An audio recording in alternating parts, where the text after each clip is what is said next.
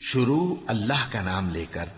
جو بڑا مہربان نہایت رحم والا ہے۔ سب تعریف اللہ ہی کو ہے جس نے اپنے محبوب بندے محمد صلی اللہ علیہ وآلہ وسلم پر یہ کتاب نازل کی اور اس میں کسی طرح کی کجی اور پیچیدگی نہ رکھی، بلکہ سیدھی اور سلیس اتاری تاکہ لوگوں کو عذاب سخت سے جو اس کی طرف سے آنے والا ہے ڈرائے، اور مومنوں کو جو نیک عمل کرتے ہیں خوشخبری سنائے کہ ان کے لیے ان کے کاموں کا نیک بدلہ یعنی بہشت ہے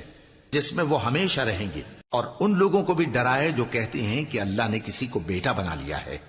ان کو اس بات کا کچھ بھی علم نہیں اور نہ ان کے باپ دادا ہی کو تھا۔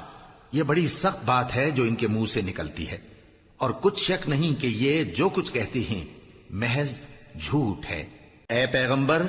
اگر یہ اس کلام پر ایمان نہ لائیں تو شاید تم ان کے پیچھے رنج کر کر کے اپنے تئیں ہلاک کر دو گے۔